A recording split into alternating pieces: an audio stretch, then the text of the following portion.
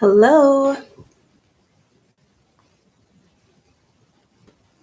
I am getting ready to go live on Instagram, you guys, and I'll be with you in just a second.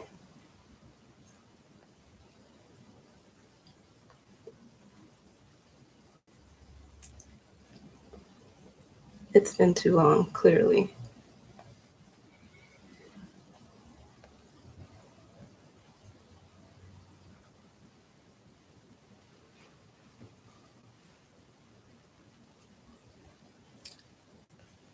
Way too long. Gosh, how difficult is it?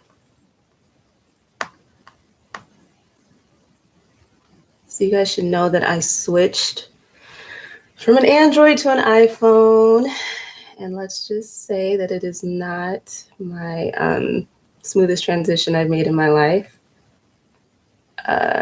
Like literally, it's been a struggle. I didn't think I liked iPhones like that, and I don't think I do. It's still official. I really don't. But here we go.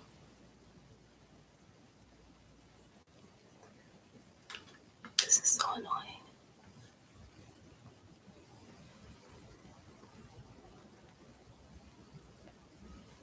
Do I have to literally go get my daughter for tech support? Hold, please.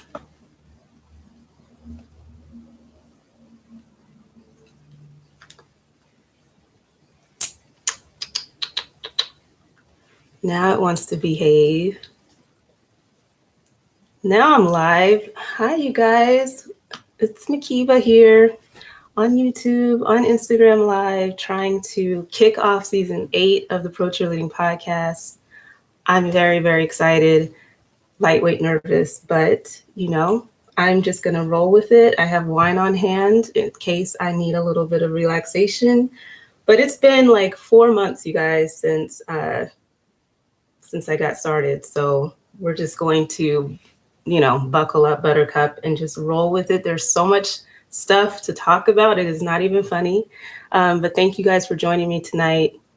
I see everybody joining, and I'm just excited to chat with you guys for real. We have so much going on. This episode is called Feedback because I'm sharing a lot of feedback that you guys gave me of what you wanted to hear about and talk about for season 8. And we're also going to be discussing some feedback you guys shared about some of the audition prep classes you've been taking, how they've been working out for you. And I want to share that as well. And then we have a special guest that's going to join us around 6 p.m., 9 p.m. Eastern to talk about his experience auditioning for the Washington football team over the weekend. So I'm kind of excited to talk about that because, you guys heard me rant and rave about that whole transition a few months ago. And so, it is what it is. And we want to hear a little bit about how they conducted auditions and really what we can probably expect from that team. So, oh my gosh, miss hearing your voice. Oh my goodness, it's been such a long time. That's Next Level Prep, Jasmine. I wanted to just say, hey, and I cannot wait to share all the feedback that I heard about your program. It was just like, it's glowing. And I can't even do it during Cheer Chat, you guys, because it's just so much and I want to share all of it. So rather than read and just kind of like, edit away as I go, I really want to do a good job of sharing all that feedback and respond to it. So it'll be part of the fuller episode. So I was debating whether to do it during Cheer Chat, but then we'll be here all freaking night. So I will share it during the episode, but thank you so much for joining. I just want to say, thank goodness that there is something to talk about because, 4 months is a long break. January 13th was the last episode. And I was just like, I'm not coming back unless we got stuff to talk about. It says pause due to poor connection. Yeah, I didn't want to start up another season unless we've made some forward progress, with stuff to go talk about. But now that fans are going to be back at games in the NBA, I just keep seeing the, announcements coming in of, dance teams getting back in the arenas for the NBA, NFL auditions are fully underway, and they're announcing fans going to be back at games for NFL teams too. So that's great news and the development that we needed in our space. It was not going to be fun to just keep talking about the Rona all the time and how it's thrown everything off, but things seem to be getting on track. I don't know if you guys have been getting your vaccine shots. I'm getting my second one this weekend, and I'm not excited about potentially getting hella sick, but you know, it's all good for the cause, just so that we can hopefully keep moving to just getting a little bit back to normal. Hi, Durante. Oh, God, stop with this whole bad connection business. So anyway, there's just been a lot going on, and I just want to actually shout out because there was a crazy program over the weekend in Atlanta. It was also virtual with Next Level Prep. She invited so many people, just like heavy hitters. Durante is one of them. I'm gonna just blank. Derek from Wizards. There were just so many dope male choreographers, and Shabri as well. I wasn't prepared to talk about that. It already happened, but I thought it was so cool that you guys all provided something that was kind of for the fellas and giving them a chance to shine, and especially as teachers in this space. So that was really cool. I posted a lot about it in my story, but see, just so much to go on. See, here I go. I'm already getting excited. Okay. Anyway, now that we have stuff to talk about, long story short, I am here to give you guys your episodes every Wednesday. And, you know, Cheer Chat will just keep getting us up to speed. I know sometimes I've launched the season by like catching everything up for the past few months, but that's just like mission impossible because so much has happened. So we're going to just kind of weave it in there as we go along. Thank you, everybody on YouTube, for joining. Are you guys ready to get into it? I'm ready. I want to kind of share some of the episode topics that you guys were excited to discuss. I think there were a lot of really great ideas, and I'm definitely going to be bringing that to you along with some amazing interviews with some people that I'm already lining up. So I just want to thank you for the poll responses. I think that's going to like, I'm pausing again for a poor connection. Sorry, guys. Basically, the poll responses is going to be our way to communicate. I think there's just a lot of feedback that I want to hear from you guys. And I don't know if you guys have done Clubhouse much, but I know when we were having information sessions about unionization, we used Clubhouse, and I didn't love it. Hold on, please. Let me just go ahead and change my Wi-Fi situation because this is going to drive me crazy. All right, let's see what happens here. I took it off Wi-Fi, y'all. Anyway, I don't know how you guys feel about Clubhouse, but long story short, I wasn't like totally feeling the program, but maybe that will be a good place for us to have some of these discussions. We'll see. But the first episode idea that came up was cracked me up because it sounded like something I would say. WTF, why aren't cheerleaders paid a livable wage was one of the topics. And I know that there was in our first season an episode about pay. It was Bitch Better Have My Money. And we discussed just all of the costs and the investment that you make financially to actually pursue this life. And we discussed pay a little bit, but what I think would be a lot more interesting is a conversation that's really fueled by information from you guys. If you guys are willing to, you know, fill out a survey anonymously and share how your team structures their compensation. Like one of those Clubhouse sessions, there was a woman from the Cowboys DCC that was just super open about their pay structure. It was almost like a freaking rate card of like, for this type of appearance, with this amount of seniority, like she just kind of broke everything down, which I thought was actually really, everybody was shook from like the things that they're compensated for. And I just think that knowledge is power. And if we're willing to anonymously kind of share what the best practices are in terms of what other teams are doing, then it might be a way for to kind of push the envelope a little bit more so that we can move more in the direction of compensating.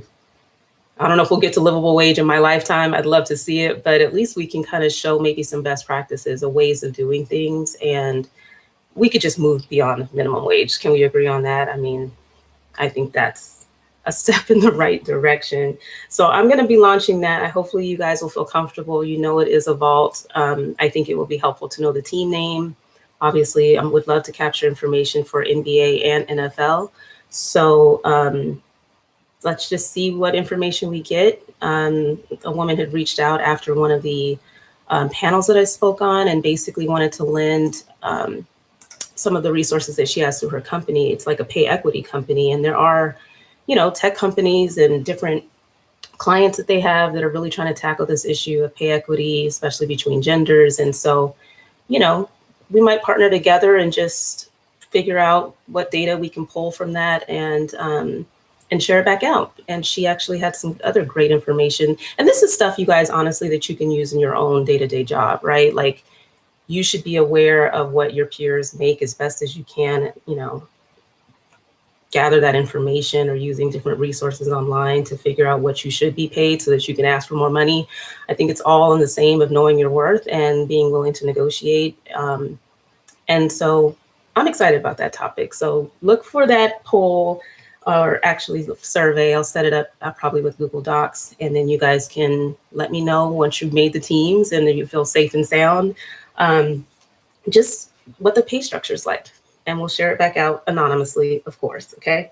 The next topic was just the dance industry being kind of crippled by this whole music licensing stuff. And me personally, I was just like, what is going on? Like, what is this weird sounding music that nobody know the name of it or the song? I'm like, I know I'm not that out of touch, but clearly I think just with, who knows, maybe just the licensing issues from not having, fans at games and whatever. The companies, the rights holders have basically asserted themselves pretty heavy in enforcing copyright infringement. And, with social media especially, they're just finding ways of trying to get a hold of it and how they can keep collecting money for, playing their artists' songs. And so I think it's really been a challenge for teams to share their performances and things like that on social media. And I am not an Instagram expert. Clearly, I couldn't even freaking get the live going for whatever reason.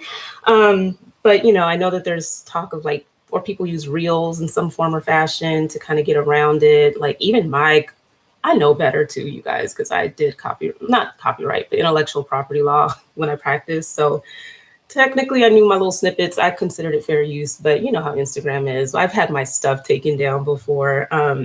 But bottom line is, everybody's having to work around that for social media, so that they can still use the content that they want. And this is probably a little off topic, but I'm just kind of like, I know that there are DJs that kind of do mixes, and there's just a lot of ways of kind of masking maybe the music that you're using.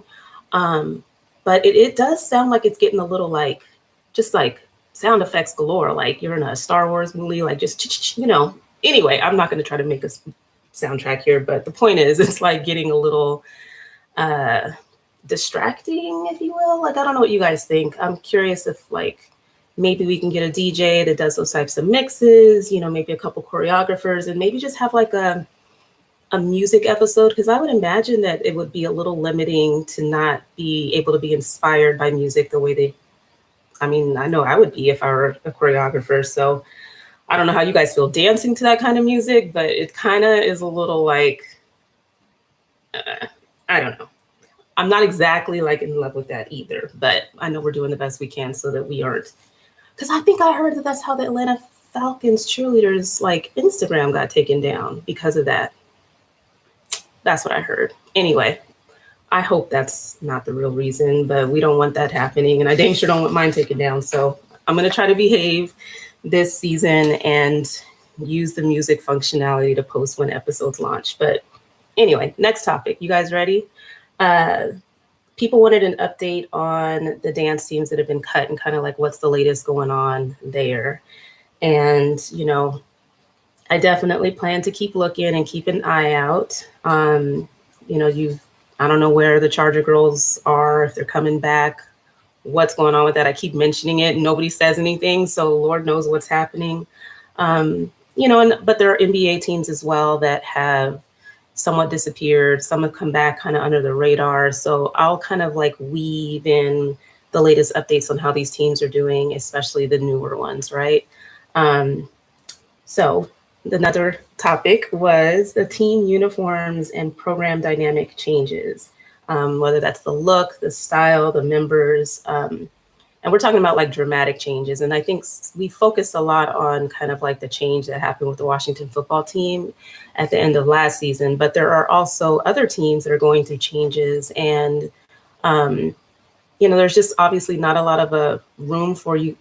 I think the dancers and cheerleaders have a voice in those changes. They just freaking happen and the changes come down and everybody's just left kind of scrambling and just dealing with it. But it's just something that we just have to continue to talk about. And you guys probably already know what keyword I'm going to mention in terms of how to get a voice at that table. But I do want to talk about, just some of the other programs and how you guys actually feel about the changes and actually what you would want to do, right? If you were in charge or if you had a voice to the front office and the management as to what changes you want to see.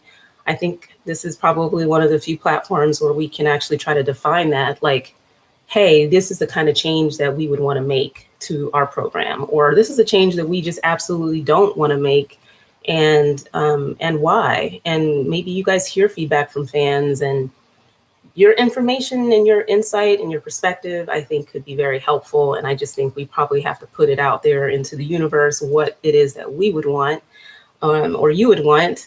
And because these changes are happening, and they happen to programs that you would least expect, and we've all seen that. So we'll keep talking about it. But I just did notice somebody sent me like a clip of the Tennessee Titans like dance audition video, like across the floor choreography stuff that they did. Anyway, stuff's getting a little complex, and maybe that's not what I had as the impression of like the style of the Titans. I mean, clearly they have like the stunting team and the dance team, but change of leadership and things can go like totally different just based on like new choreographers that come in. But I thought it was like hella technical and just kind of slightly extra, but that was just my opinion. But it did raise a thought of like, and I'd love to discuss this on an episode, is just like, do you guys think that pro cheerleading or pro dance team style is staying preserved as a style, or is it kind of moving more in the direction of like a competitive cheer or a competitive dance team from college? Because I'm starting to feel like it's blending in a way that I won't even say like I don't like it. I sound like I don't like anything today. I'm very happy to be here. I like everything. No, but it just seems like it's kind of shifting, right? And the emphasis on technique is great. Obviously, we want the best talent and all of that. And on these teams, it's the professional level. But yeah, something about the style just seems to be meshing to me. What do you guys think? You guys let me know. But that's something that I think we could talk more about as we look at each program. Okay, another great idea was just the team social media accounts and like rating them. And I think there are some teams that do it so well. The Brooklynettes come to mind with the NBA, obviously Golden State Warriors as well, NBA. I like the Raiderettes Instagram account. Like, I just think their posts, I mean, there are a couple other good teams that come to mind, but I just think that it's just very sleek. It has a whole style.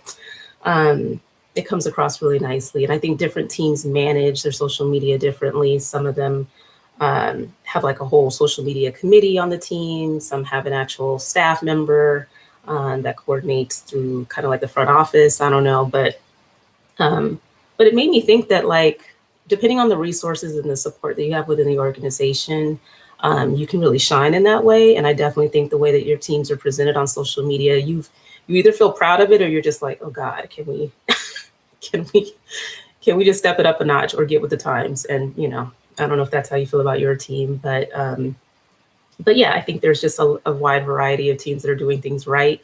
And that makes me kind of want to have like for a season finale, almost like our own little awards that we can have categories for of like, best social media, best uniform, not best director. I mean, there's so many good ones, but just different categories to recognize the achievements in our space. And so I'll give that some thought, but you guys let me know. I might ask for some more input on award category ideas. So that'll be kind of like season finale, but be thinking about it. I might ask questions here and there to like figure out how we can start to get that going and be able to vote for it by the end of the season.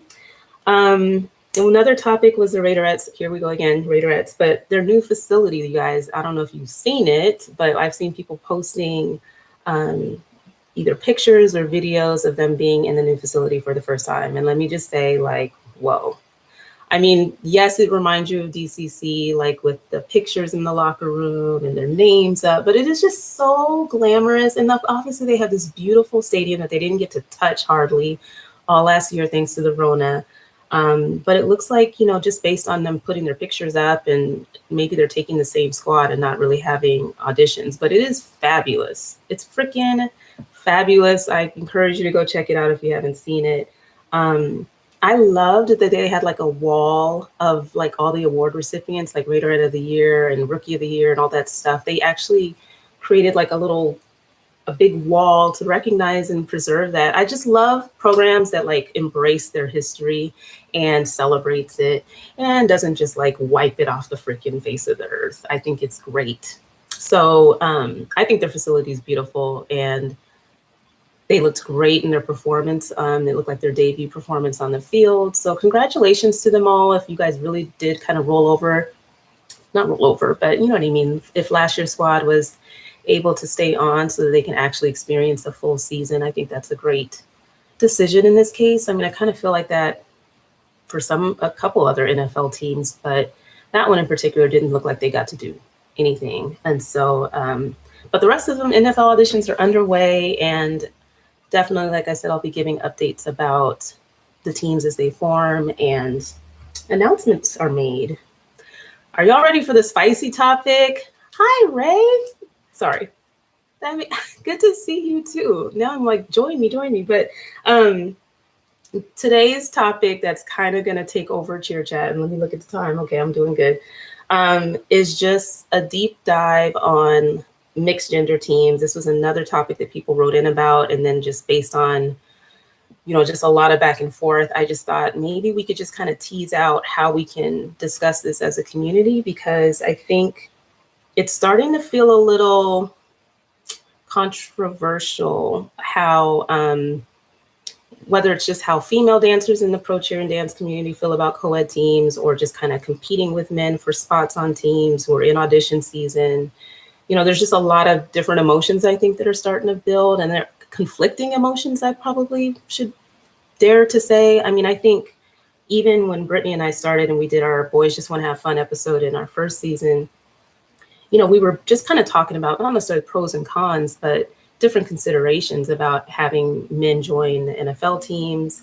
And obviously, with the NBA, there have been a lot of co-ed teams forming. And so it generates a lot of, conversation. And I would love for it not to be polarizing, right? Where it's like we're kind of pitted against one another, and it's not, people showing support for one another. But it does seem like it's just something that we should talk about, because at the end of the day, when they do move to a co-ed team, men and women are competing for the spots. And it's just getting, I think, a little uncomfortable. And I've tried to figure out like what's the best way for us to talk about that, because I know people don't want to say the wrong thing. They don't want to offend. It's complex, and I think people kind of want to like talk it out or think it through how they really feel about it, especially when you're seeing like a lot all female teams, like the tradition of it, and just the legacy of it just getting wiped away. I think that triggers a lot of different emotions in women as well. And then there are just, male dancers. And I mean, I've interviewed not quite a few, but a good number of them on the podcast, which just broadened my perspective as well for people who have trained, several years of their life as well, to have different opportunities in dance. And so I just think it's a healthy, wonderful conversation for us to try to have together. And in an episode, I'm like, how can I do that if it's like people are not really willing to speak up? Or maybe Clubhouse, maybe I need to give it another little whirl. And if people think that might be a good platform for it, then we can try and just kind of like with love talk about different considerations or where it's coming from, or anyway, either that or I'm going to just kind of struggle my way through it and probably get some feedback from you guys and just share it in an episode, and I can debate it by myself. But I think it would be kind of good for us to talk about it together. And I'm going to share a post with you guys just to kind of queue up someone that's joining us at 6. I came across this post thanks to someone sharing it with me. Just as a result of going to the Washington football team auditions. So pardon the reading, but I'm going to read it to you guys, and then he's going to join us at 6. So he says, "Let me take a moment and say that I'm very disappointed in the Washington organization and their decision on the entertainment team. Apparently, none of the male trained technical dancers were selected for the team, and only the male break beat your feet dancers were. In all caps, what was the point of promoting an all-inclusive team if it's not all-inclusive? This is a slap in the face, not only to the first ladies of football, but to the male dancers who actually train in ballet, jazz, pom, and hip hop dance styles. This was a waste of people's time. If you all wanted an all-female dance team with some break dancers on the side, then why were the first ladies of football disbanded? As a dancer, a man, and a proud member of the LGBTQ plus community, I'm very offended by this. This talk of change and diversity holds no weight whatsoever when there are no changes.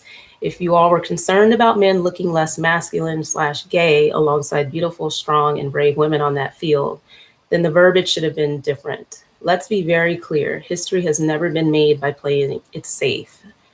This safe choice not to showcase the true artistry and training of dance on the male body is disgusting. You all had an opportunity to represent the men and women who have trained their bodies to perform leaps, turns, splits, and flips, and choose not to represent anything at all. To the male finalists who did not make it, I'm very sorry and hope you all find your place in the professional dance world where a team of people wants to showcase your training and talent." And he used the hashtag representation matters. And I was like, I read that a few times. But I was really struck by that because I don't know what happened at the Washington football team auditions over the weekend. I reached out and asked if he'd be willing for me to share his post and just mention that I'd be going live. And he expressed openness to joining me today, which I'm really grateful for. I didn't get the sense that it was like I didn't make the team and I'm bitter and angry kind of a post at all. I think there were just a lot of good points in here about, when you go co-ed, what are you really trying to accomplish as a team? What are they really envisioning? And maybe being more clear about that vision so that, and just all these buzzwords with the Washington football team were like clearly all over the place and out of control in terms of what they were looking for based on what they already had. But I think it's just really telling how they must have conducted auditions if indeed a lot of the trained dancers that weren't just kind of like hip hop, I don't even want to say street dancers, but whatever they were looking for. I mean, I've seen clips from different people who posted about auditions and just what are we doing? I just think it's a good question. What are we really doing? And I'm so glad that he was willing to join us today. And I told him 6 o'clock and here we go. What is happening? I swore I turned my dang on phone on Do Not Disturb, but let me deal with that real quick. And of course I have an iPhone and don't know how to do it. Whatever. I was trying to turn my phone off and I can't, so I apologize for the breaks. But if you are here, Bradford, Brandon, where the hell did I get Bradford from? I'm looking at Helena Radford down here and I totally just jacked up his name. But Brandon, if you want to join, you are more than welcome to now. And like I said, just so you guys know, after we chat with Brandon and I will kind of finish the rest of the episode where I share the feedback on the audition prep classes that people have taken.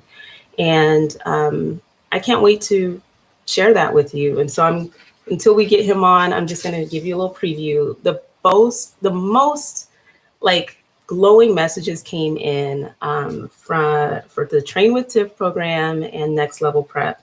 And so I'm just like so bubbly and excited about sharing that feedback. It's not too late technically if you guys have taken some audition prep classes or training classes that you want to discuss or, give some feedback on, whether it's constructive or helpful, things that, really helped you reach your goals now that you're in audition season. I'm happy to try to incorporate that feedback into the episode that I record. But if you guys don't know Train with Tiff, Tiffany, she was a former NFL and NBA dancer and is a college coach. And I peeped up one of her classes. She was nice enough to kind of give me a pass to see. And it was great. I mean, amazing choreography. She manages to watch everybody on Zoom, carefully watch people on Zoom, provide feedback to each dancer. I'm like, wow, how do you even handle all of that, right? Because everything's virtual. But heard great feedback on the value of the program, just in terms of the cost, the routines, the training, like lots of great reviews on that. And again, Next Level Prep, whose owner Jasmine, I'm just like such a big fan of. She is an NBA dancer with the Atlanta Hawks, formerly with the Washington Wizards.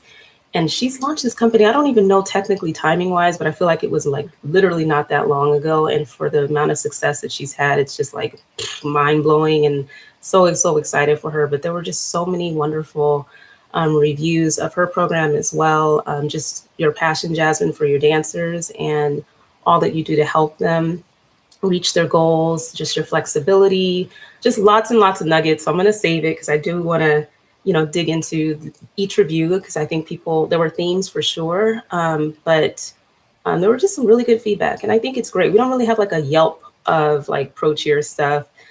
So like I said, if you want to shout out a program that's helped you reach your goals, just hit me up and let me know. And I'm happy to incorporate that. I don't see him yet. I'm hoping that he is still going to join us, but if not, it's okay. I think there are, again, just certain points about co-ed dance teams that I think, like I said, just warrant further discussion, and it's up to you guys how you want to go about that. We can just start debate. Oh, there we are. Okay. But I think it's just a healthy debate to have, and I'm excited to try to facilitate that with you guys. But he's here, so I'm going to let him in.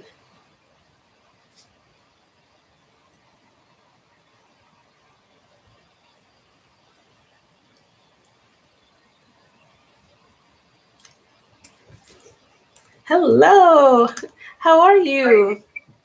Good, thank you. How are you? I'm good. I'm just going to turn you up so I can hear you. Okay, great. Can you hear me now? I can. Well, nice to meet you. It's Brandon, right?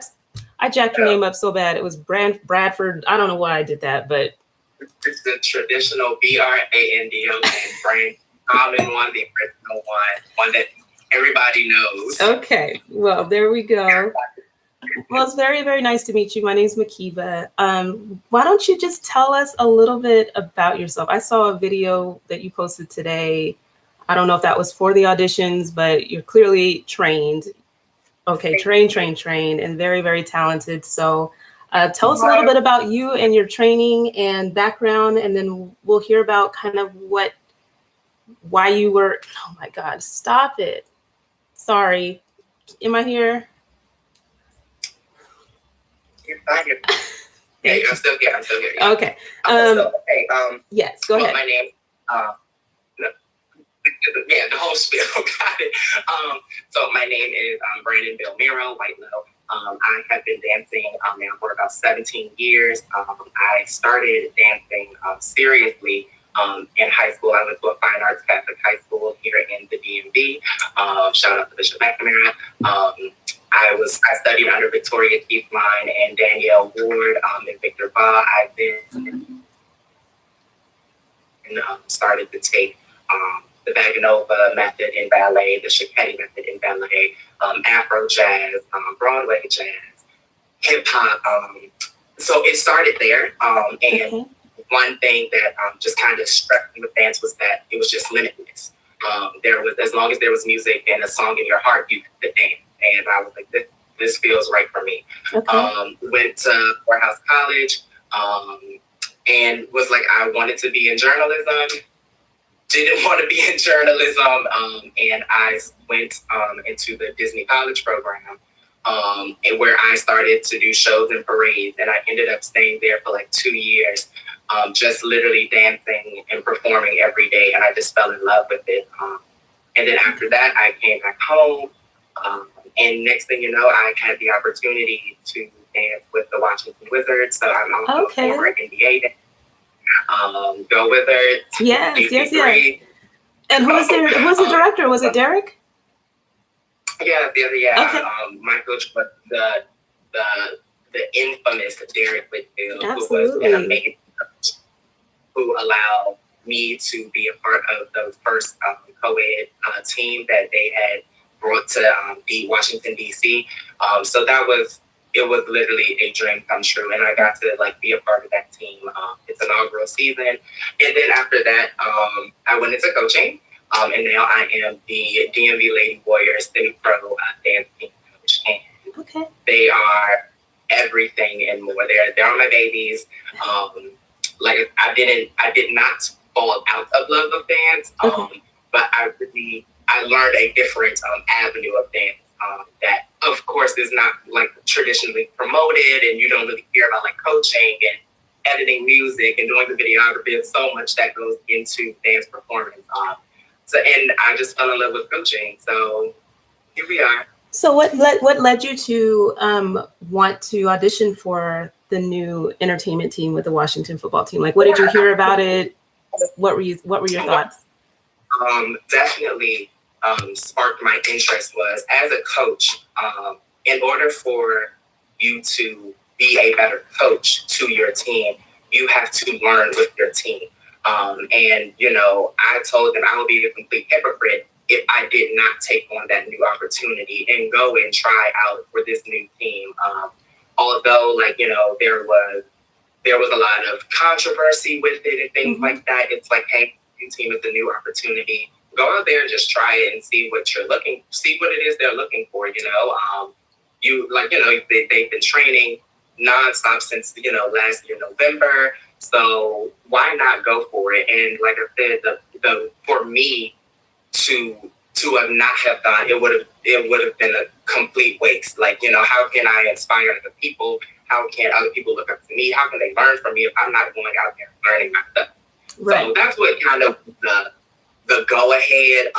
Of course, trust and believe, I was not looking for anything out of it, just like for experience. It was just like, hey, let's go and try this new thing out. Right. Yeah. Right. So that was kind of what inspired it. And of course, everybody was just like, Brandon, you have to try out. You have to try out. I was like, okay. So let's do it. And what was your impression of like what they were looking for with the new team? Because like you said, there was a lot of controversy around forming the team, and even with not Pasha, good Lord, what is my brain today? Petra Pope, sorry, when she was speaking about the formation of the new team and what she was looking for. It did sound a little, frankly, all over the place, if you ask me, of like what it was that they were really looking for that they didn't already have, all of those things. And so what did you kind of, I know you didn't really have like expectations in that way, but what was your hope or impression of what they were looking for? So my hope personally was that they were going to expand what the first ladies of football had already built.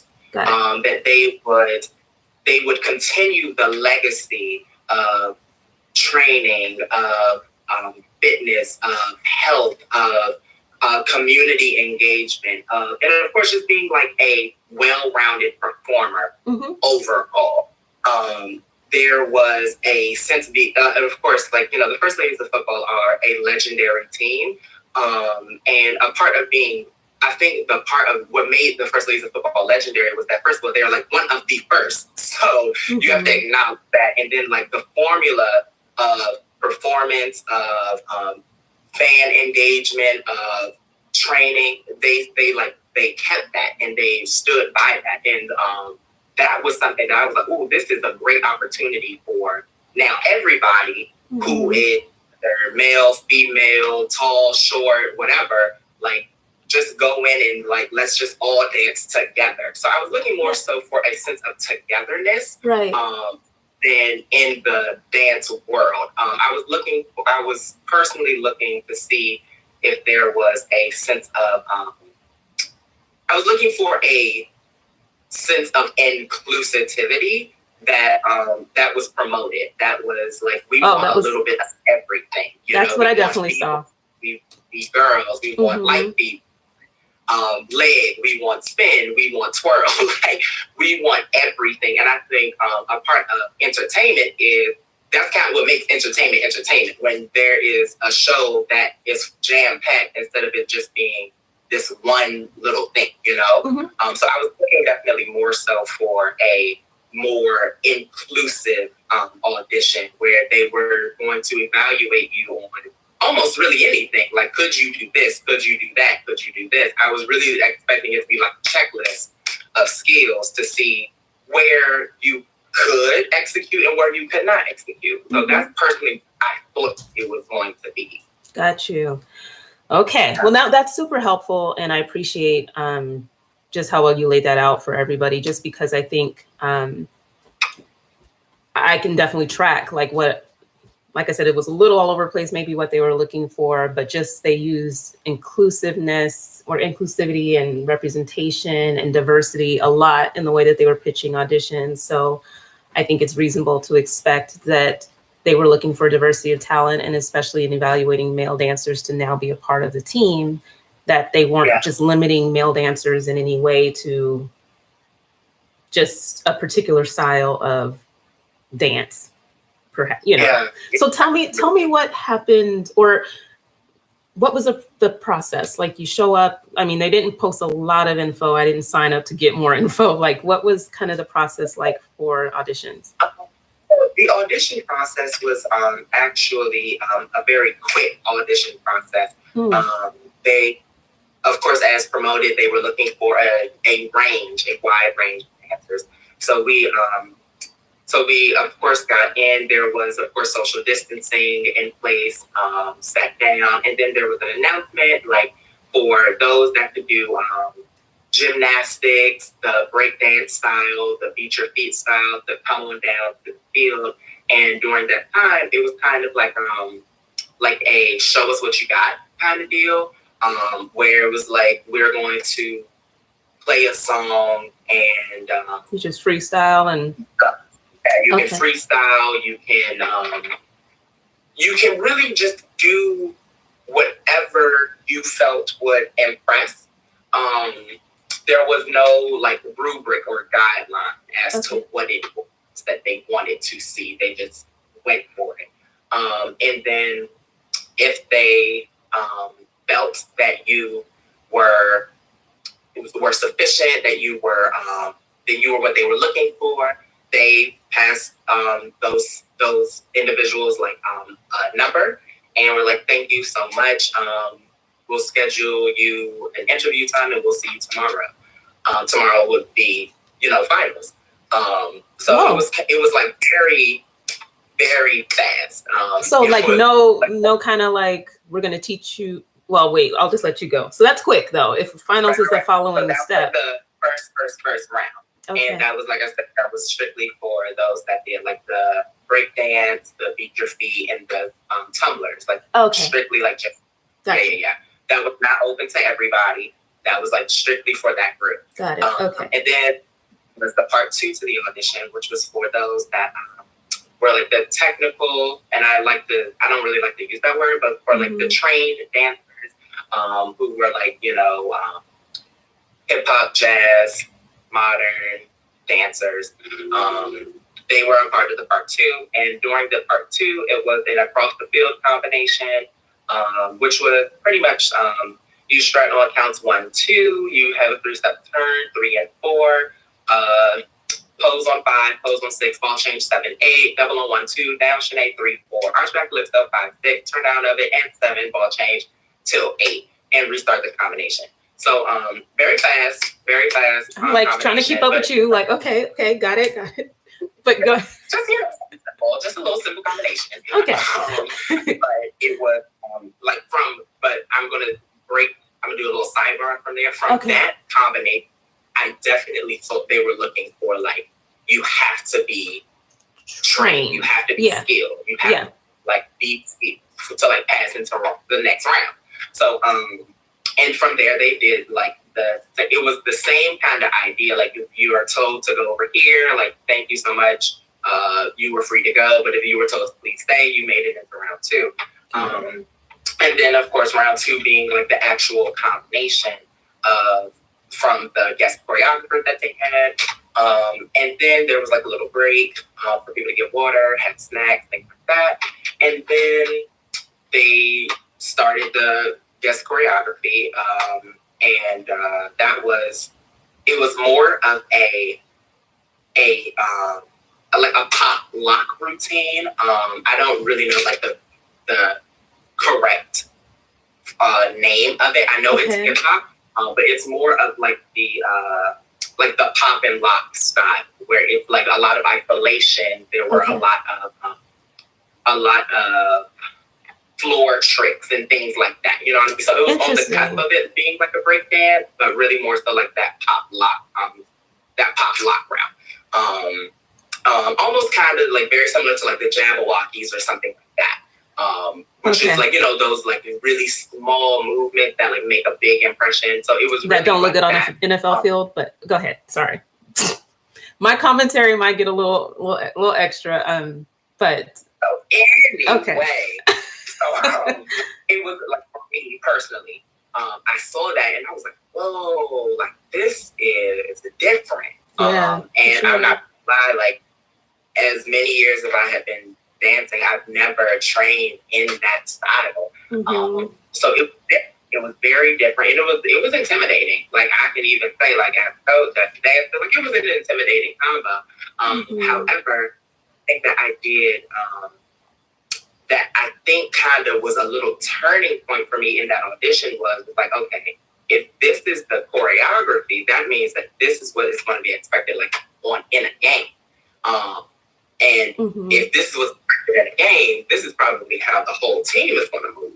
So I think, so it was very odd from like doing the across the field to doing like the combination that was done, because I'm thinking like, oh, okay, like if this was the across the field, the combo was about to be like, okay, let's see you leap, let's see you turn, let's see you aerial. Like I was thinking that, and it definitely was not that.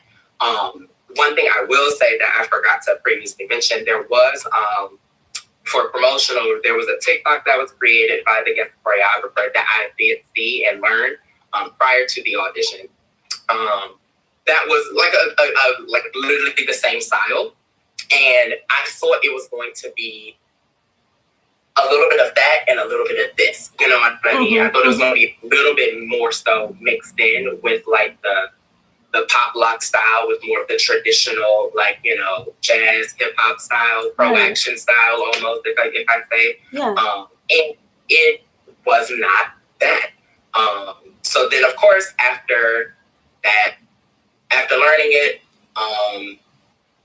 we went in groups and they deliberated and then they selected their finalists. And after selecting finalists, they selected a few young ladies. They selected a few of the young men that were there. It was only like 4 of us that had made it to that second round. 3 of them had made it, excluding myself. I did not make it to the finalist round. And that was that. Of course, I was, for me personally, 2 of the young ladies on my team made it to the finalists. So I was like, thankfully, like I was just happy for that. Absolutely. Just, you know, like I kind of left it at that, you know what I mean? But it was definitely different. Yeah. You know, like it was very much so different. And I think that was like that was kind of like the question mark for me where it was like, well, this isn't really what was promoted, you know? Like, this wasn't what was advertised. Like, you say you want this, but then the routine is this. And personally, if this was going to be the choreography, this was going to be the combo that was given, why didn't we use that choreography on those that are trained in it? For example, like the breakdance. Right. That's kind of the part that's confusing. You know, again, I get it. Like, if you're gonna say you're a dancer, say you're a dancer. Like, be on your leg, be able to do everything. I totally get it. Right. But when you say, like, we want this, and then it's strictly this, it kind of was like off-putting, you know? So I think for me, it was like where the whole audition kind of just did like a 360, and I was like, maybe I should sit this one out, you know?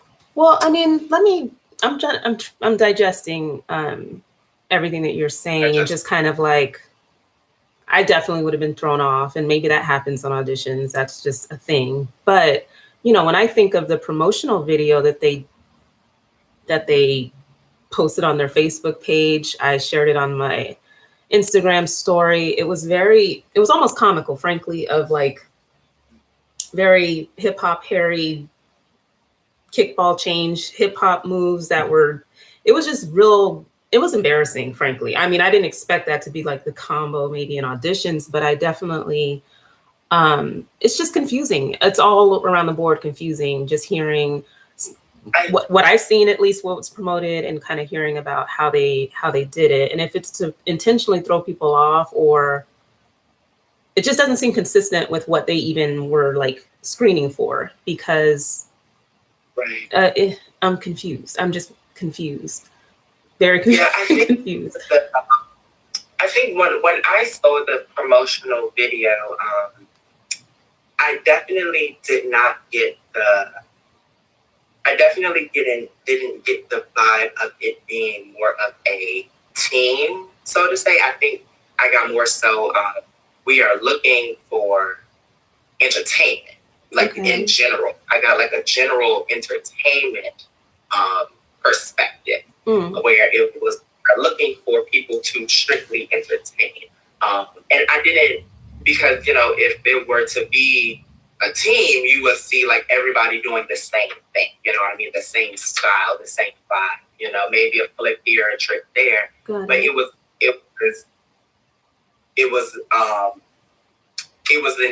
segments of different skills and different tricks and things that almost made it seem as if like everybody was like their own soloist, so to say, you know? Right, which doesn't seem like it would be like a team. Yeah, because just even segregating, I mean, when you think about NFL auditions, when there is a stunting team, for example, and you kind of segregate out certain elements that you want to see based on just the talent and what it makes sense to kind of break out a portion of the audition for that subset of people, and then and kind of having tailored audition material for those different groups. But I am definitely getting the vibe, like you said, that it's just kind of like getting a large entertainment team that has like various, just a lot of different individual styles, and I'm just trying to think about, like, again, this just goes back to like an NFL field, right? Where you are, maybe it'll look cool, maybe more on an NBA court, to be able to highlight those types of individual skill sets, like, the solos or the freestyles in that way. Like when you see a lot of the hype teams, for example, and what they do, it's not all synchronized as a routine. They kind of each take a turn and show off, and not all the time, but I just think it's just very confusing, like what this team ultimately is going to look like on the field, because you have such a vast amount of space. And, I think what's unique about NFL choreography is when you really are utilizing that space and you're creating visuals and, just the formations and the different transitions. And yes, you do dance in the end zones where it's tighter, but it's just, I don't know how well that's going to translate on a football field, where from far away, you're going to see one person popping them. Oh, I don't know what the hell they're going to have them do, but you're going to have some little trick. I'm so sorry about this, you guys. You're going to have like a trick or two. And it's just going to seem like one person, they're going to look like they're going like this on the field from far away. You know what I'm saying? It's not going to look as, I just don't know how that's going to translate, but that's just me. I really can say, and I guess because being in this new coaching position, I try to look at every aspect of what is happening in the space. And of course, because the team that my team is for, they delayed their season due to COVID. So I had told my young lady, like, hey, we're going to train and we're going to get you ready for these auditions, and we're going to get you underway. We're going to get you strength. We're going to get you to all your splits. We're going to get you turning. We're going to get you really into it. So that we're more confident. We're going to do mock auditions. We're going to have guests come in and like help you all, just so that way you can be introduced to people in the industry and just be acclimated with the pro industry itself. So for me personally, I think the thing that, from like what my post had said on yesterday, which really resonated with me, was there are young women and there are young men who eat, sleep, breathe, dream dance. And when you get to a certain age where, you know, you need income and you want to still do what you love to do, you know, and you hold on to this training and you hold on to this this passion that you have, it's almost like when you go into an audition and you've trained for it and you have worked on it, and then someone says like, oh, well, this is what we're going to do. It's almost like it's so offensive, you know. It's really hurtful because you go into these auditions thinking that you're prepared, that you have done the work, that you have took the training, that you are pulling up in your turns, that you are sitting in your toe touches, that you're doing like, you know, the traditional things. And I hate to use that word traditional, but like just like the that's the word. The fundamental skills that like almost every team, NBA, NFL, like even the hockey league at this point, like you see these fundamental skills that almost every team hits. You see it used in pro action dance. You see these pro action choreographers who literally are 90% of the pro dance world, and you see them using these skills like these head springs and these hip ups. Like you see it and you're like, I have to get this skill. I have to know this. I have to get this. I have to do these interviews. I have to make sure I look like this. I mean, there are girls who I know, sorry, not girls, there are young ladies that I know who have trained with sideline prep and who work and who have paid money for sideline prep just so that way they can make this NBA, NFL dream come true. And then you go to the audition and none of what they taught you is a part of that audition. Right. And it's like, well, what did I do? What did I spend my money on? What did I invest my time in? And then next thing you know, you're thinking to yourself, like, is it me? And for me, like, thankfully, like, I don't know what everybody's denomination is, but like, I believe in, you know, Team Jesus. And I think God really does look out for, you know, his special little child, his special little fabulous child. But I will, like, for me personally, I feel like everything happens for a reason. And I feel like when that happened, I wanted to verbalize that for everybody and say, like, this isn't fair. Like, you are going to say, hey, we want this all-inclusive team. We want a team that's going to be diverse. We want the leg. We want the trick. We want the hairspring. We want the B-boy. We want the B-girl. We want, like, people who can spin on their head, and we want the people that spin on releve.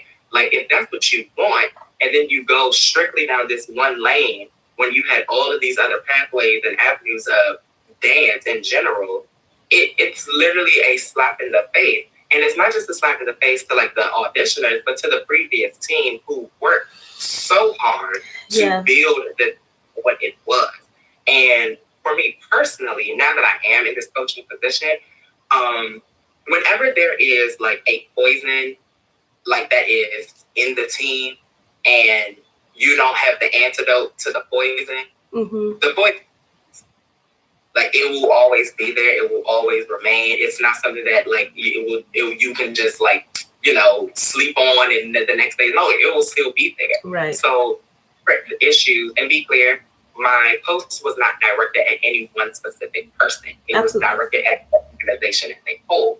So when the organization is saying, like, we want this, and this is going to be our resolution to this problem, the problem can still persist because you didn't solve anything at all. You tried to erase a problem, and now you have created a bigger problem because people who gave you their time and who have invested, their energy and their, gas alone, it's just like, well, dang, like, what was this for, So I also too, I am a very optimistic person when it comes to choreography. I feel like if you have an eye for it, absolutely go for it. You know what I mean? If you have a vision and you can see your vision through, it will read to somebody. FedEx Field seats almost it's the biggest stadium. So like for what it seats over 20,000 for sure. So somebody in that crowd is definitely going to say, like, I like this, and that's not even being shady, that's not being catty, just somebody might like it. And I even had told my team, like, be clear, even though none of the young ladies from my team were selected, to stay tuned and to watch, because at the end of the day, this could be a team that you say, like, hey, I do like this. I do like this style. I do like what they're doing, because even if it is just a performance team in general, now it's just up to you to train to be a bomb performer in anything, Right. I do think, though, one thing that personally, and I guess, like, for myself, I would say, like, speaking from the male perspective,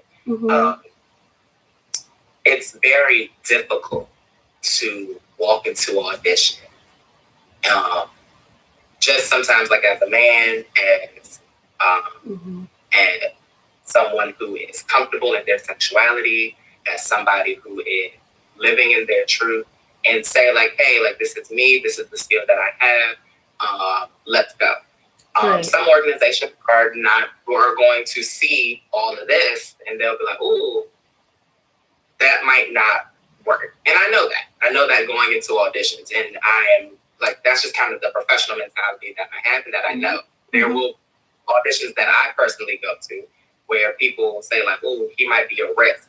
But one thing that I can say, like, with Dancing with the Wizards, and which is why I'm so grateful to my coach, is he allowed me to be all of this, but pushed me to make sure I was always good. Yeah. And that whatever I did, like, it regardless of how people personally felt, they couldn't say anything about my dance ability.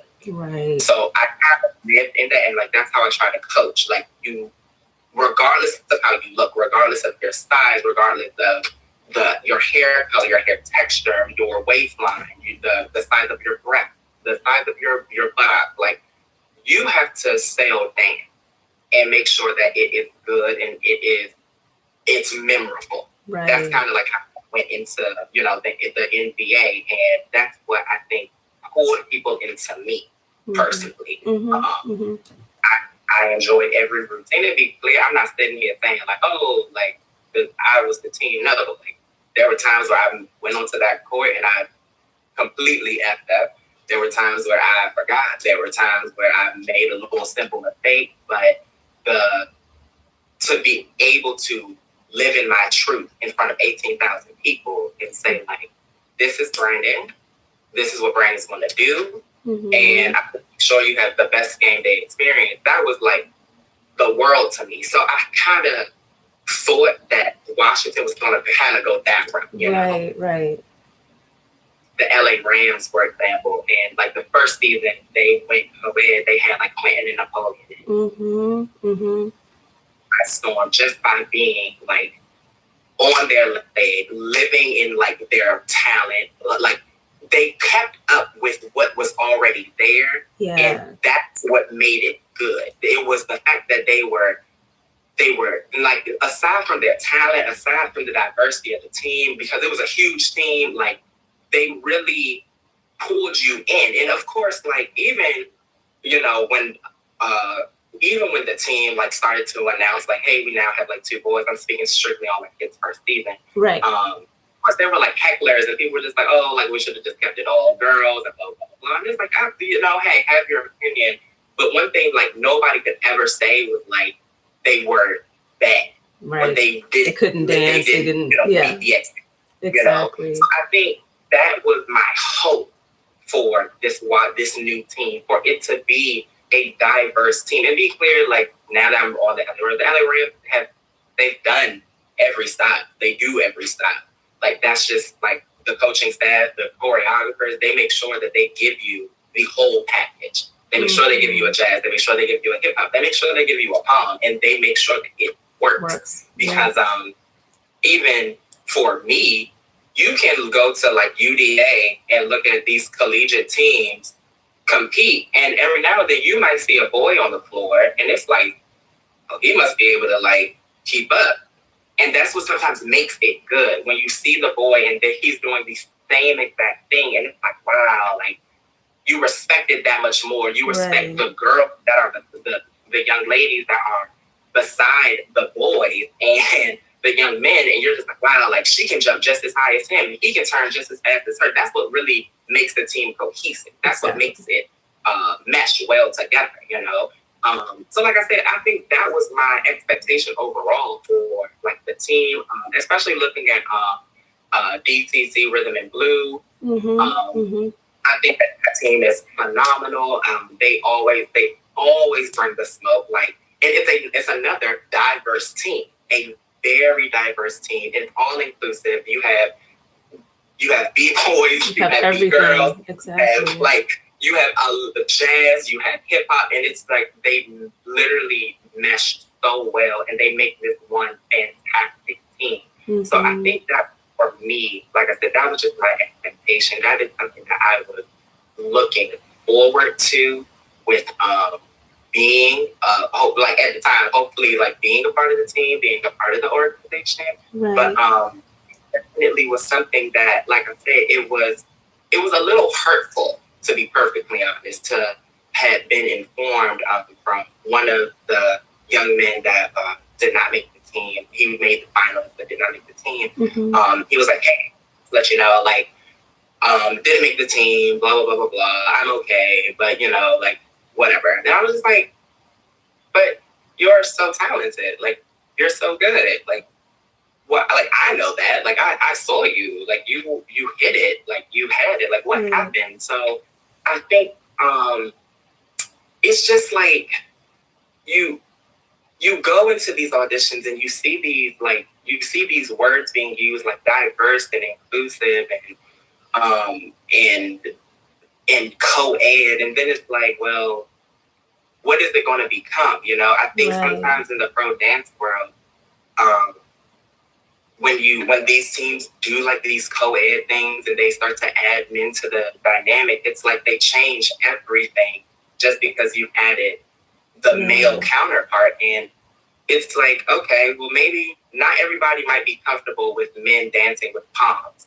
Honestly, like not every guy is going to want to dance with palms, but give them the rally towel and have them do the same choreography and see like what people like, see how the engagement goes, you know, like consult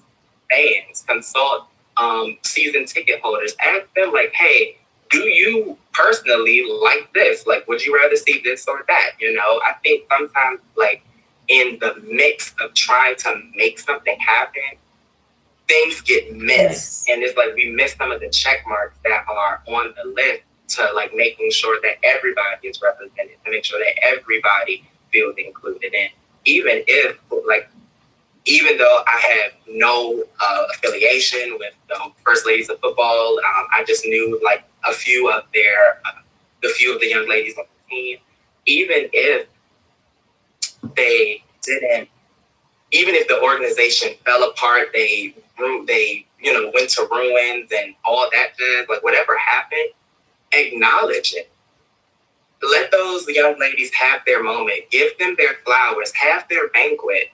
Let people know, like, thank them. And let them know that they are seen and that they are appreciated and that they are valued. And instead of just erasing a program, just say that we're expanding it and let them be the faces for like these new auditioners, and like let them know that there is going to be this dynamic brought to the team. Let them know that there's going to be these choreographers. So that way they then can say, hey, we were a part of that change. Or, hey, I don't think this is for me. Don't just like X everybody out and not give them a choice or a voice when these are the people who represent the brand, and these are the people that work so hard to promote a team that they love, you know? Right. So overall, I just think it was just, it's really hard, you know, even for like now that I'm coaching, it's really hard now. And I have discussed with my director and my assistant, like after that audition, I was like, I don't know what to train our girls in. Like I'm nervous, you know, because if this was their audition, we need to like switch the dynamic, you know. Like I have my young ladies going across the floor doing bach and pirouettes and calypsos. Like that is like their usual practice. Doing like choreography that's along like the Oscar Hernandez and the Rob Rich and the Shandon Perez, like doing choreography style just so they can like get the tempo moving quickly, hitting a head frame, kip up, move over here, like travel over there, and then they go into an audition and it's nothing like that. Mm-hmm. And for me being a Washingtonian, a DMV native, I understand the culture that you want to bring into the stadium of having breakdance, having like the people, like the street performers who are like literally outside of your metro, who are like killing it on a piece of cardboard and a boombox.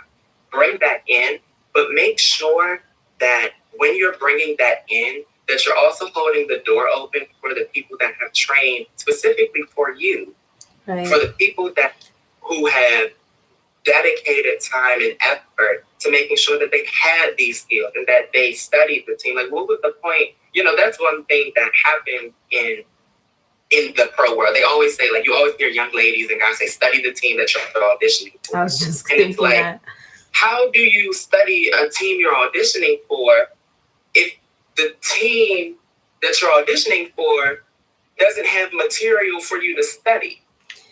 Right. And that I mean, not to interrupt, it's just kind of like when you think about the way that the whole change, I think, was rolled out and the level of transparency and visibility, I think that the existing team may or may not have had, and just the larger people watching like myself, I definitely feel like it was just elusive and kind of somewhat hide the ball of what the vision truly is or was. I mean, my familiarity with Petra's work and what I've seen her do with other NBA teams let me kind of know what to expect in terms of maybe what this vision that she had for the entertainment team. But again, I feel like even with the teams that I think she consulted with in the NBA, there wasn't really a lot of footage of what they did on the court, or those teams aren't even really around right now. So not really getting a lot to go off of in terms of like what this actually looks like on an NBA court or an NFL field. And because it's so different for NFL especially, I think it was probably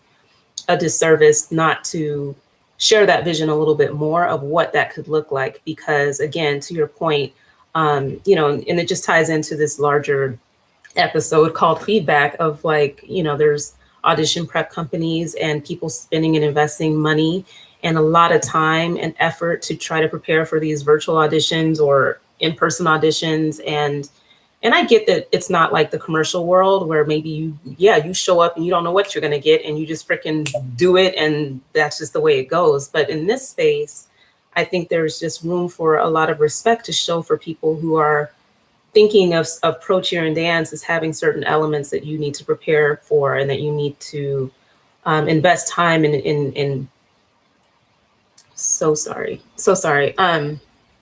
But just you're thinking that you are meeting certain requirements of what pro teams are looking for. And there's a whole ecosystem here, right, of audition prep companies, dancers, you know, there's semi-pro teams and different people working towards this goal of making a professional team. And so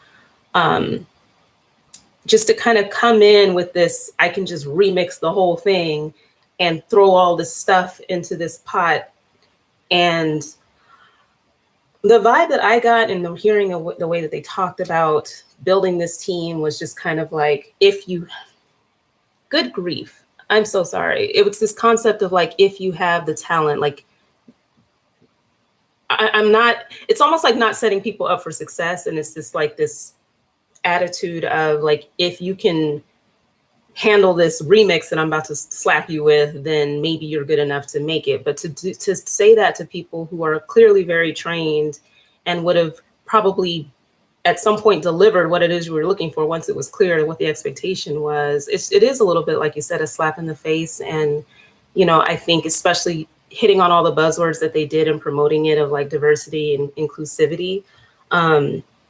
I don't know how that was demonstrated just based on what you're sharing. And I'm just really grateful that you did share it, because, you know, I know that people are super sensitive about auditions, and when things don't, you know, people sometimes don't even want to talk about it or don't want to share what it's actually like or what you actually experience and go through. But I thought, like I said, your post was just, it spoke to me in terms of just a conversation that was probably worth having, especially if these people with this vision of a co-ed team and thinking of incorporating men have a very, very narrow or specific idea of what that looks like, and are really excluding male dancers who have trained and who can bring these skill sets to the table.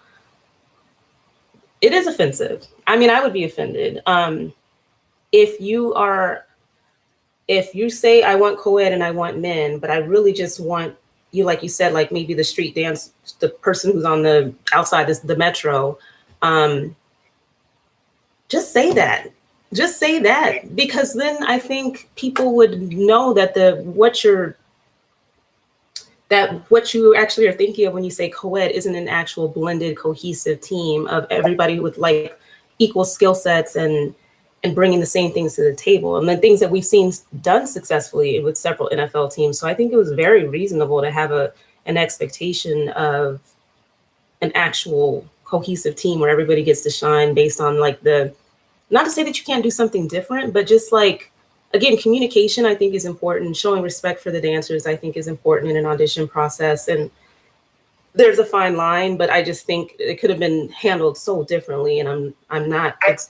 Yeah, I think it's like the creative direction that a lot of people struggle with when these changes come about, and I think, of course, when you're pressed for time, pressed to make something happen and just make something work. Like I said, there are just certain little things that are missed, and I think, you know, like I said, first and foremost, and I haven't even said, but I do wish this new team the best season possible. I want it to be as memorable and as fantastic as possible. I don't wish any ill to the team whatsoever. Like I said, I do plan to go attend a game or two, like just so I can see like what it is that they are working to build. But like you train and you work so hard, and you know, and I'm not saying just off of me, but I'm just speaking for anybody, man, female, cat, dog. Like, you work so hard on making sure that you know what to do, how to go about it, what to showcase, what not to showcase. You know, like even the basic interview skills, right? Of how to say and where you're from, and a fun fact about yourself. Like, everybody knows that's a part of auditions, and then you don't even get to say your name to a judge or where you're from. You know what I mean? So it's like it's almost like you go in and you feel like, dang, like, is it me? You know, like, it makes you question who you are and where your worth is as a dancer. You know, when you know these opportunities, of course, it comes once a year, so it's a lot of it hurts for a lot of people, you know. And for me personally, I'm not saying like that I hurt, like I'm okay, like I'm fine, but it definitely, like I said, for those that are like dream about this and who really want this, it's something that needs to definitely be discussed. It's something that needs to be addressed. And it's like I said, if there were to be, and I'm not speaking just on Washington, but just on teams in general that have non-co-ed, I'm sure that it takes a lot of people of a lot of different ethnicities, of a lot of different orientations, of a lot of different others, of a lot of different sides to say, this is how we're going to cover everybody and do everything, you know? Like even with the Golden State Warriors, they have a B-boy squad. And their B-boy squad is a strong B-boy squad. Absolutely. Like in Celtics, they have their cheer team, they have their dance team, they mix together, boom.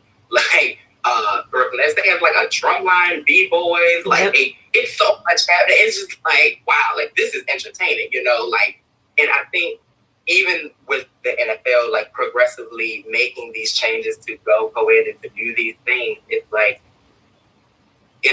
I understand that football is America's game. It's America's sport. It's like a homegrown sport. But in a world that is constantly changing and where people are becoming more and more aware of insensitivity and they're becoming more aware of inclusivity, you know, like you really want to make sure that everybody feels respected and appreciated for their work. Exactly. And I think that's pretty much like where I feel like in this case specifically, the ball was dropped somewhat because you're now only targeting this one audience of dance, because I do consider it dance, but you're specifically saying like we're only doing this, and there was no announcement, there was no protocol, there was no preparation for strictly, you know. So, like I said, I think just like to all of the dancers out there that train and that work hard, like keep doing it. Like don't stop. Like do not stop just because the team says, yo, not this season, not this year, you're not what we're looking for. But also too, I think the biggest lesson for me from this audition specifically was one, as a coach, to always be mindful of the communication. To always be mindful of it. To make the communication that is promoted is clear, that it is concise, that it is direct, that it is going to be in accordance to what it is we plan to do. I meant to ask you, because they did have like a training prep or audition prep class one day. Were you able to go to that, or did you hear anything about what that was like? Prior engagement that I had, okay. I did not the prep. I did have a few of the young ladies that are on my team who did go prep class, which was I think like on a Saturday. And then on that following Monday, we did a mock audition in the NFL style. Right. So I had a guest photographer come in and just do like, you know, he looked at a couple of videos from like, you know, NFL performances and things and did something within the style of like just an NFL routine. You know what I mean? We did interview skills and things like that just to better prepare them. But, you know, there was, like I said, there was only one prep class. Yeah, it was very unusual that there was only one. I just wasn't sure if maybe in that one prep class that maybe there was a glimpse into what you could expect. But that's a really good point about communication, I think, you know, and transparency, frankly. And I think you raised a good point. I just overall, like the way that they went about this change and kind of like whatever is underlying the culture that they're wanting to put forward, like this is a whole rebranding, this is a whole new Washington football team that they're trying to take this opportunity to kind of like distance themselves from a lot of the issues that they've had as a team with their ownership and whatnot. And so, like you said, it's just sounds like it's like a just dropped balls, missed opportunities. You know, I can go on and on and on. I'm being on my best behavior with company here, but I just think it definitely sounds like yet another fumble in this whole process. And it's really unfortunate because this is a community, you know, of pro cheerleaders and dancers. And I think There's a mutual respect of an understanding of what this space is. And yes, it does need to evolve in different ways. And I think there's a way to go about that. But I think, again, especially because the creative direction was from the perspective of what is viewed to be working in like NBA arenas, which is just different than an NFL stage, frankly. And so I'm just really, we'll have to see what this entertainment team looks like. I know that there hasn't been like a formal announcement of who made the team, and we won't be able to see until later, I guess, what their performances look like. But I'm just disappointed. I mean, I'm glad that you shared what the experience is like. I mean, I think overall, even if you're, especially if you're going to introduce a radical change, there is a way of doing that that shows respect for those who would have been rightfully like rattled by it, and not, you know, like you think on your feet, you're prepared as a dancer, we're all professionals, you know, you can go on down that path. But I just think that they could have gone about this a lot differently. And and it just makes me think of people who are, like you said, preparing for this moment and this one opportunity that comes once a year. And just, you know, you almost feel like you did something wrong or weren't ready, or you just, I don't know, just, it would just completely rattle everything that you would have done that wouldn't have been wrong, technically, you know, to prepare in the way that you would have, to kind of go through that kind of experience.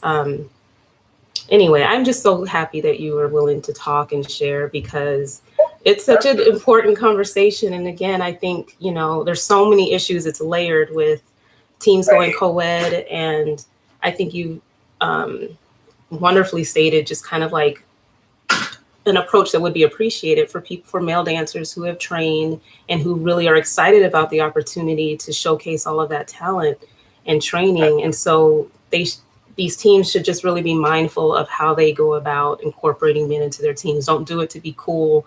Don't do it as a fluke. Don't do it without really a plan. Like there's a way to do this right. I think. I totally agree. I know, like, you're wrapping up. I just want to say, like, one thing for me. I think that kind of really pulled me into the audition. When I saw it, I immediately thought of Napoleon. Yeah. Because I see myself in him, you know, where he has all this talent, and he had like this makeup, and look at his eyebrows, like he's snatched, and oh my God, he works out. Like, I saw that, and I was like, I relate to that. You know? So I know, like I said earlier, out of 100,000 people in that arena, one person might say, like, I can relate to that. And I wanted to bring that here. You know? Yeah. Like, where somebody, whether it was a boy, girl, cat, dog, if they saw me, if they said, like, I get that. I understand that. You know? And I wanted to be, not, like I said, not just off of dance, but just, like, off of representation. You know? Right. You see, like, little girls, all, like, for as long as we can remember, you grow up and you see the cheerleader and you're like, I want to be her when I grow up. Absolutely. Like, it's a true story for a lot of people where they say, like, I went to my first game when I was 5 and now here I am dancing for the team. Like, it sticks to people, you know, and I think now, like I said, we're in this new time and we're in this new age of representation, of inclusivity, of diversity.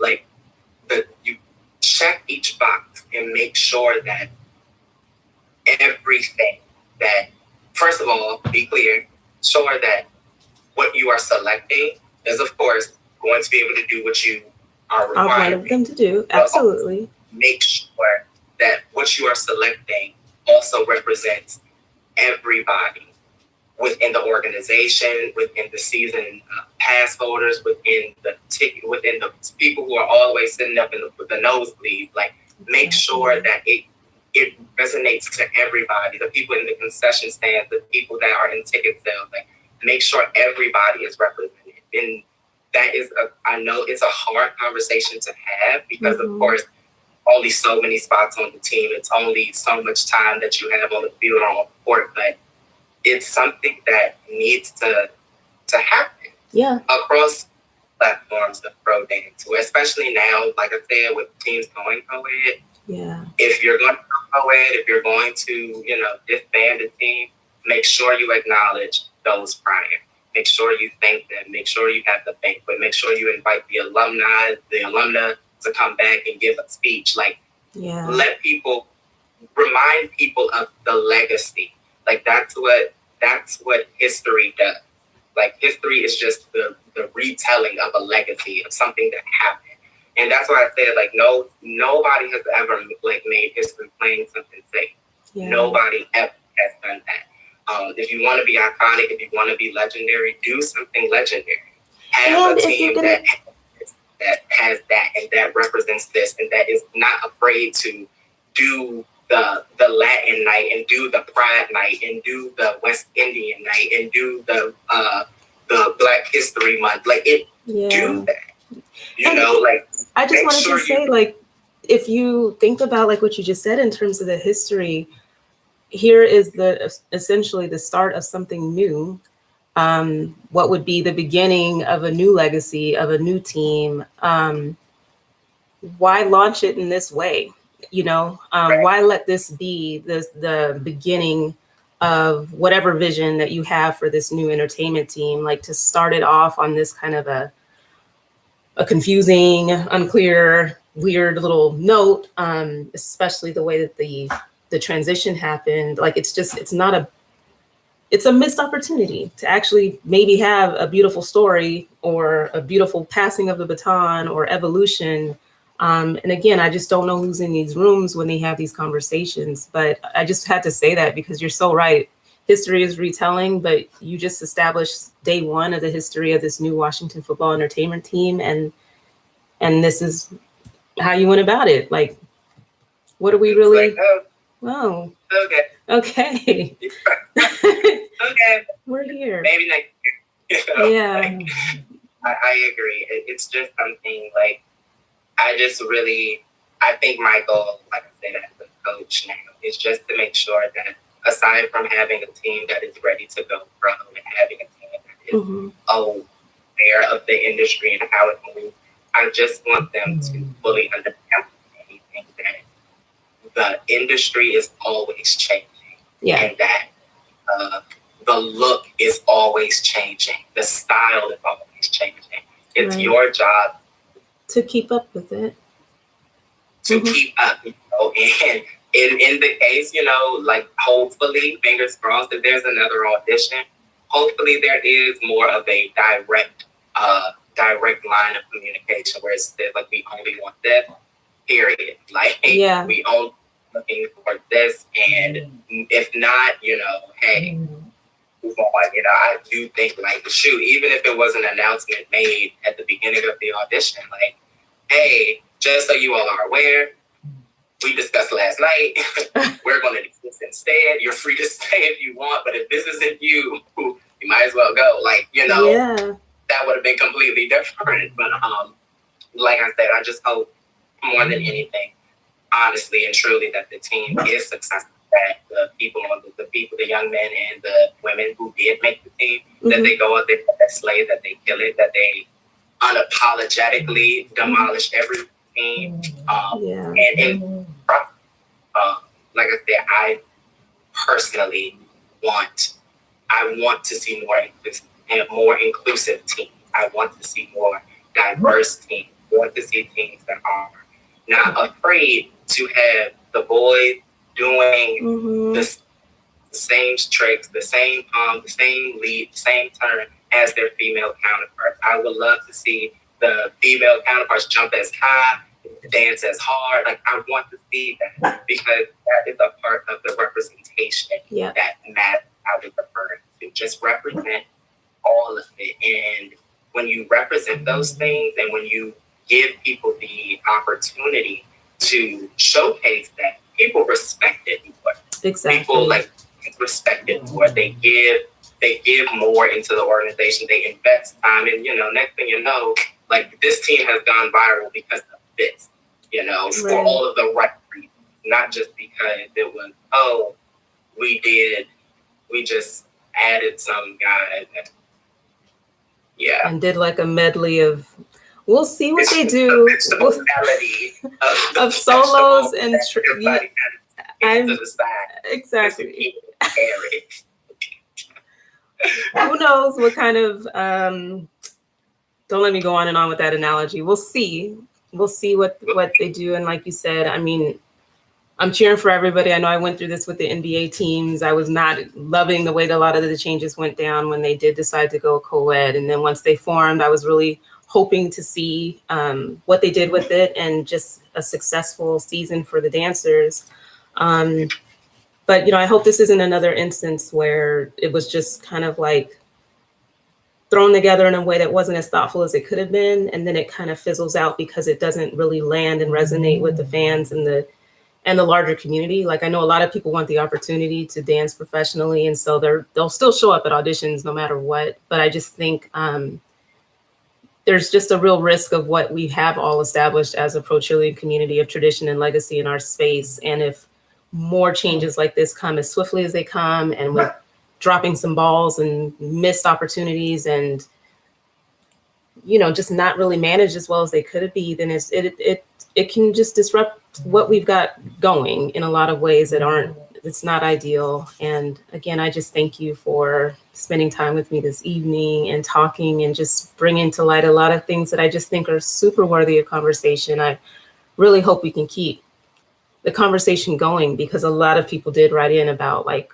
wanting to discuss co-ed teams and kind of the pros and cons. And I think there's just a lot of people trying to process all of those thoughts and emotions around it, because it does get complex. And if they go about it in the wrong way, especially when they do go co-ed, it complicates it even more. So I thank you, Brandon, for spending time and being courageous and even just talking, because there's so many people who are scared to talk, and it just, I get it, but it's like, it's awesome to.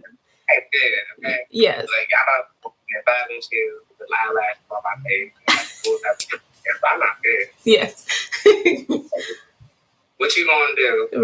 Right. But there's a lot of power in being able to speak your truth and to share your experience. And again, when I saw the post, I was just like, wow, I at least have to just reach out to ask if I can read it or whatever, and just your willingness to just, I don't know. Reach out. Well, I will let you enjoy your evening. I really appreciate you helping kick off season 8. I think this will be like an ongoing conversation, and I can look forward to following the Lady Warriors and seeing what you guys are up to. Hopefully you'll have a season this year. Oh my gosh,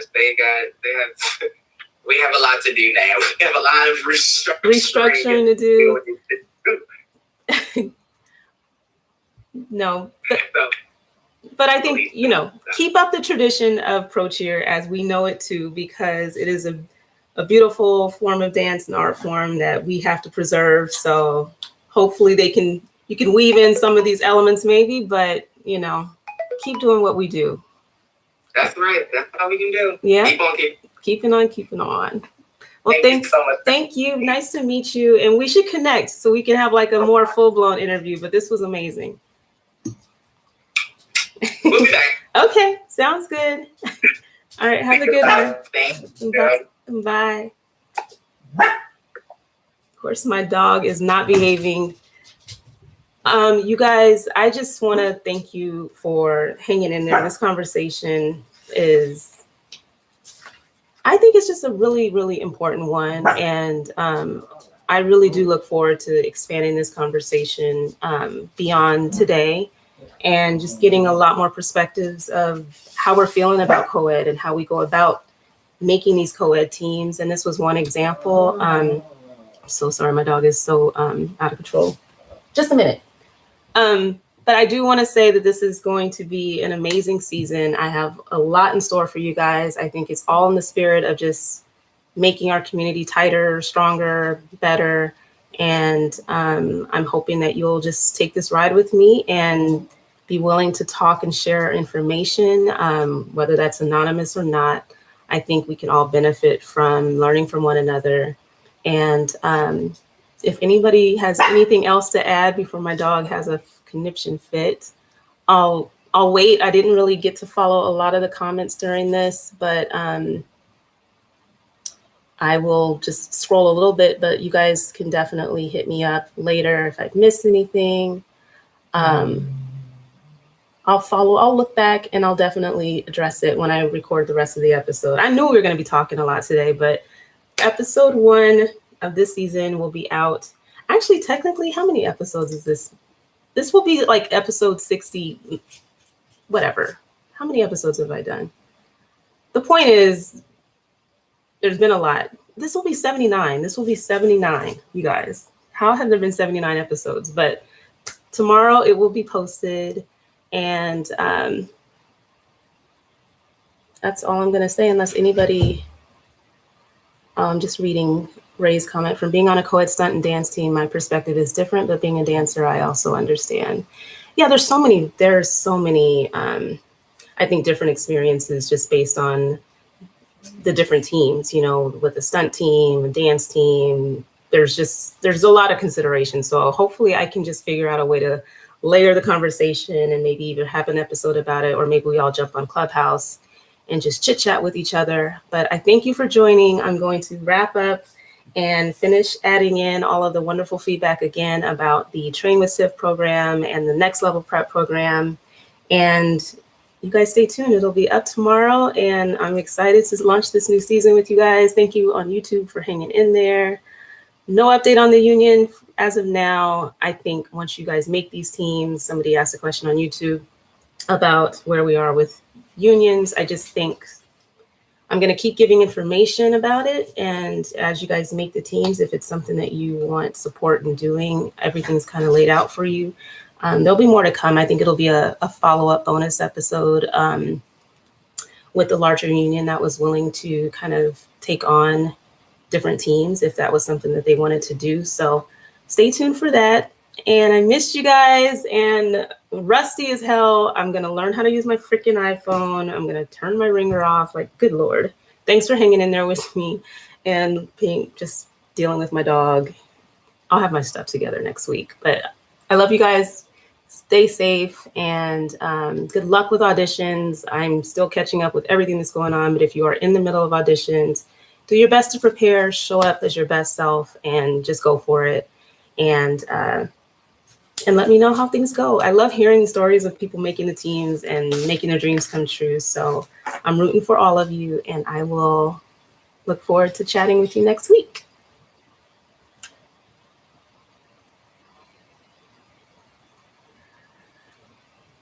And bye, you guys. Thank you so much for hanging in there.